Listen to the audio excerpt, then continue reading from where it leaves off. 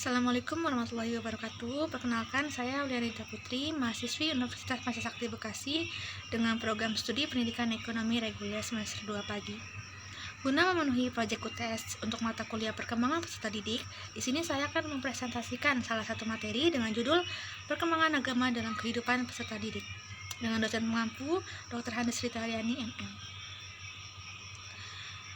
Di sini poin yang akan kita bahas ada 4, yaitu pertama, tahap-tahap perkembangan agama, sifat agama pada anak, faktor keberagaman, dan yang poin terakhir, metode pengembangan agama. Langsung saja masuk ke poin pertama mengenai tahap-tahap perkembangan agama. Jika perkembangan moral anak tidak terjadi sejak lahir, perkembangan agama pada anak menurut ajaran Islam telah ada sejak lahir. Kita beragama Islam, diri manusia merupakan naluri yang menggerakkan hatinya untuk melakukan perbuatan suci yang diilhami oleh Tuhan Yang Maha Esa. Telah ada dalam diri anak sejak dia berada di tulang sulbi orang tuanya. Dalam kehidupan manusia, tahap perkembangan agama dapat dibagi menjadi 5 tahap, yaitu tahap dalam kandungan, tahap bayi, tahap anak-anak, tahap remaja, dan tahap dewasa. Harm dalam bukunya The Development of Religious Children, sebagaimana dikutip Jalaluddin mengatakan, perkembangan agama pada anak-anak usia dini mengalami 2 tingkatan. Yang pertama ada the fairy tale stage atau tingkat dongeng. Konsep Tuhan pada anak usia 3-6 tahun banyak dipengaruhi oleh fantasi dan emosi. Sehingga dalam menanggapi agama, anak masih menggunakan konsep fantastis yang diliputi oleh dongeng-dongeng yang kurang masuk akal. Yang kedua ada the realistic stage atau tingkat kepercayaan. Pada tingkat ini, usia 7 tahun, pemikiran anak tentang Tuhan sebagai bapa pengganti orang tua beralih pada Tuhan sebagai pencipta. Hubungan dengan Tuhan yang pada awalnya terbatas pada emosi berubah pada hubungan dengan menggunakan pikiran. Nah, perkembangan agama yang bersifat potensi tersebut berjalan sesuai dengan perkembangan aspek psikologis lainnya pada anak. Anak mengenal Tuhan pertama kali melalui bahasa dari kata-kata orang yang ada dalam lingkungannya, yang pada awalnya diterima secara acuh. Tuhan bagi anak permulaannya merupakan nama sesuatu yang asing dan tidak dikenalnya, serta diragukan kebaikan niatnya. Lalu, poin yang kedua mengenai sifat agama pada anak.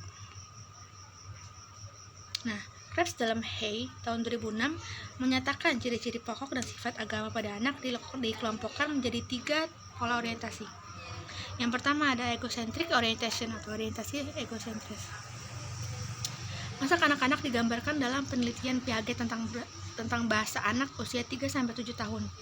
Menurut Piaget, bahasa anak tidak menyangkut orang lain, tetapi lebih merupakan monolog dan monolog kolektif. Misalnya ketika anak-anak berdoa kepada Tuhannya, dia hanya berdoa untuk dirinya dan keluarganya, bukan untuk orang lain. Yang kedua ada anthropomorphic consciousness. Pada tahap ini, kata-kata dan gambaran keagamaan diterjemahkan dalam pengalaman-pengalaman yang sudah dijalani dalam bentuk orang-orang yang sudah dikenalnya. Misalnya Tuhan dibayangkan anak-anak sebagai manusia yang berbadan besar yang kekuatannya melebihi manusia lainnya. Yang ketiga, experimentation, initiative, dan spontaneity. Usia 4-6 tahun merupakan tahun kritis di mana anak lebih mulai keluar rumah, mengambil inisiatif dan menampakkan diri di tempat permainan bersama teman sepermainan dan orang-orang dewasa lainnya. Nah, anak-anak ini pada usia ini suka pergi ke masjid mengikuti orang dewasa. Nah, di sini sangat penting peran orang tua dan peran orang-orang dalam lingkungannya untuk membentuk karakter keagamaan seorang anak. Karena jika orang tua sering pergi ke masjid, lalu otomatis anaknya akan mengikuti. Yang ketiga, poin ketiga mengenai faktor keberagamaan. Nah, Taulus tahun 1992 mengungkapkan 4 faktor keberagaman yang dimasukkan dalam kelompok utama, yaitu pertama, pengaruh-pengaruh sosial. Pendidikan orang tua, tradisi sosial, dan tekanan-tekanan lingkungan sosial untuk menyesuaikan diri dengan berbagai pendapat dan sikap yang disepakati oleh lingkungan merupakan faktor yang pertama dalam faktor keberagamaan. Yang kedua, berbagai pengalaman. Faktor pengalaman terdiri dari pengalaman hidup yang dialami seseorang ketika dia menjalankan agama atau meninggalkan ajaran agama ketika dia sedih atau sedang bahagia. Kebutuhan. Faktor lain yang dianggap sebagai sumber keyakinan agama adalah kebutuhan-kebutuhan yang tidak dapat dipenuhi secara sempurna, sehingga mengakibatkan terasa adanya kebutuhan akan kepuasan agama. Kebutuhan-kebutuhan tersebut dapat dikelompokkan dalam 4 bagian. Yang pertama, kebutuhan akan keselamatan, kebutuhan akan cinta, kebutuhan untuk memperoleh harga diri, dan kebutuhan yang timbul karena adanya takut akan kematian. Keempat, proses pemikiran. Faktor ini lebih relevan untuk masa remaja karena disadari bahwa masa remaja mulai kritis dalam menyikapi soal-soal keagamaan, terutama bagi mereka yang mempunyai keyakinan secara sadar dan bersifat terbuka. Lalu poin yang terakhir, metode pengembangan agama. Nah, di sini ada beberapa metode untuk mengembangkan keagamaan dalam diri manusia, dalam diri anak peserta didik. Yang pertama ada pendidikan agama dengan metode keteladanan. Allah SWT telah mengirimkan Nabi Muhammad sebagai teladan yang baik bagi umatnya. Hal ini telah difirmankan dalam Al-Quran surat Al-Qalam ayat 4 yang artinya, sesungguhnya kamu benar-benar berbudi pekerti yang agung. Yang kedua, pendidikan agama dengan metode pembiasaan. Kebiasaan dapat terjadi melalui pengulangan-pengulangan tindakan secara konsisten, misalnya ibadah, sholat, tadarus, Al-Quran, infak, dan sedekah. Yang ketiga, pendidikan agama dengan metode nasihat. Pemberian nasihat harus dilakukan orang tua, guru, dan masyarakat lainnya secara konsisten dan tidak boleh bosan memberikan nasihat, sebab pemberian nasihat terhadap kebenaran bagian penting dari ajaran agama. Yang keempat, metode keempat ini pendidikan seks. Di dalam Al-Quran, Allah mengajarkan bagaimana mendidik pergaulan antar lawan jenis. Dan Allah berfirman dalam Al-Quran surat An-Nur ayat 30-31.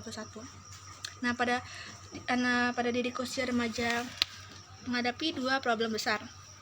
Problem pertama adalah problem intern, secara alami akan terjadi pada diri remaja. Hasrat seksual yang berasal dari naluri seksualnya mulai mendorong untuk dipenuhi. Hal ini sangat fitrah karena fisiknya secara primer dan maupun sekunder mulai berkembang. Nah, problem yang kedua adalah problem dari luar atau eksternal. Inilah yang terkategori dalam pembentukan lingkungan yang tempat remaja berkiprah. Faktor yang penting membuat remaja selamat dalam pergaulannya dalam faktor pemikiran. Dan metode yang terakhir, pembinaan akhlak, yaitu akhlak akan menjaga seseorang terbebas dalam melakukan berbagai kejahatan yang dapat merugikan kehidupan orang lain. Nah, pentingnya akhlak ini sangat-sangat berpengaruh dalam karakter anak. Kesimpulannya pada materi ini, jika perkembangan moral anak tidak terjadi sejak lahir, perkembangan agama pada anak menurut ajaran Islam telah ada sejak anak lahir. Fitrah beragama dalam diri manusia merupakan naluri yang menggerakkan hatinya untuk melakukan perbuatan suci yang diilhami oleh Tuhan Yang Maha Esa, telah ada dalam diri anak sejak dia berada di tulang subi orang tuanya.